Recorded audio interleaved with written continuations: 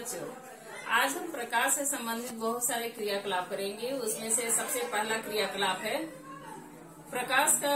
सबसे बड़ी विशेषता क्या है कि वह सीधी रेखा में गमन करती है। तो हम उसको दिखाने के लिए क्रियाकलाप करेंगे। यहाँ पर टेबल में हम क्या रखे हैं, एक जलती हुई मोमबत्ती रखे हैं और मेरे पास एक कार्ड है। उसको हम क्या करेंगे, इस तरह से गोल करेंगे। गोल करने के बाद उस मोमबत्ती की लौ को हम देखेंगे इसे इस प्रकार से, तो मोमबत्ती हमको दिखाई देती है। लेकिन जैसे ही हम इसको थोड़ा सा मोड़ देते हैं, इस तरह से जो कागज का पाइप है उसको मोड़ देंगे और फिर देखेंगे तो मोमबत्ती हमको दिखाई नहीं देती है। तो इससे क्या पता चलता है कि प्रकाश सीधी रेखा में गति करती है।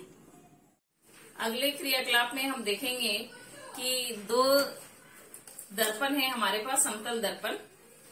तो इस समतल दर्पण को जब हम 45 डिग्री, 60 डिग्री और 120 डिग्री के एंगल पे रखते हैं तब कितने इमेज हमारे बनते हैं। तो यहाँ पर हमने क्या किया है, टेबल में लाइन खींच लिया है इस तरह से और चांद की सहायता से 45 डिग्री, ये जो पहला लाइन है 45 डिग्री का है, 60 डिग्री और 120 डिग्री पर लाइन खींच लिया है। अब क्या करेंगे, इस दर्पण को हम 45 डिग्री पर रख के देखते हैं हमारे कितने प्रतिबिंब बनते हैं। तो इस तरह से हम रखेंगे दर्पण को।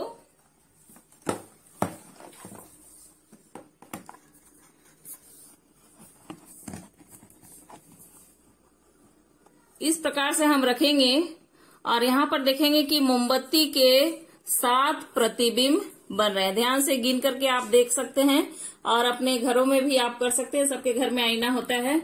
तो 45 डिग्री खींचना है कहीं भी, कोई भी समतल जगह पे, और देखना है कितने प्रतिबिंब बन रहे हैं। 7 प्रतिबिंब बनते हैं। अब हम देखेंगे 60 डिग्री पे करके। ये जो सेकेंड लाइन है हमारा 60 डिग्री का है। अब 60 डिग्री पर हम रख करके देखेंगे कितने प्रतिबिंब बनते हैं। तो यहाँ पर हम देखते हैं कि मोमबत्ती के 5 प्रतिबिंब बन रहे हैं। ध्यान से देख सकते हैं मोमबत्ती के कितने प्रतिबिंब बन रहे हैं, 5 प्रतिबिंब बन रहे हैं। इसी तरह से हम 120 डिग्री में रख करके देखेंगे। जब हम एंगल को बढ़ाते हैं तब कितने प्रतिबिंब बनेंगे। अगर हम इस तरह से ध्यान से रखेंगे 120 डिग्री पर तो कितने प्रतिबिंब बनते हैं, 3 प्रतिबिंब हमको दिखाई देते हैं। तो जैसे जैसे हम बढ़ाते जाएंगे संख्या, वैसे वैसे क्या होगा कि प्रतिबिंब की संख्या घटती जाएगी। और जब समतल दर्पण के बीच का कोण 0 डिग्री होगा तब बहुत सारे प्रतिबिंब बनेंगे। तो ये क्रियाकलाप आप अपने अपने घरों में करके देख सकते हैं। और आज प्रकाश से संबंधित तीसरा और आखिरी क्रियाकलाप हम करेंगे। हमारे सामने में समतल दर्पण है। तो समतल दर्पण में जब भी हम प्रतिबिंब देखते हैं तो हमारा प्रतिबिंब कैसा दिखता है, सीधा दिखता है और वस्तु के आकार का दिखता है। यहाँ पर प्रतिबिंब जितना लंबाई मेरा है उतना ही लंबाई आईना के अंदर भी दिख रहा है। तो समतल दर्पण द्वारा जो प्रतिबिंब बनता है वह आभासी और काल्पनिक प्रतिबिंब होता है। जैसे जैसे हम दर्पण से दूर होते जाते हैं तो दर्पण के अंदर में हमारा जो प्रतिबिंब है वह भी लगता है कि वो हमसे दूर हो रहा है।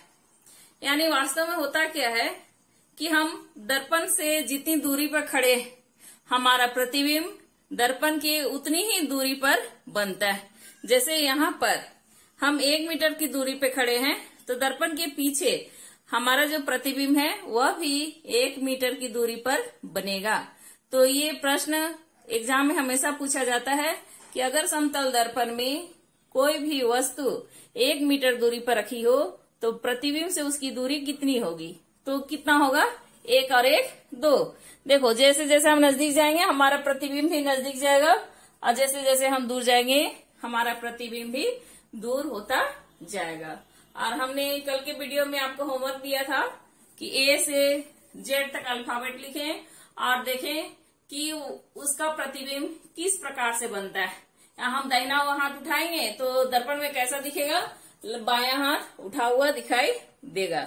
तो ये पार्श्व परिवर्तन की घटना को दिखलाता है। आज के लिए इतना ही। धन्यवाद।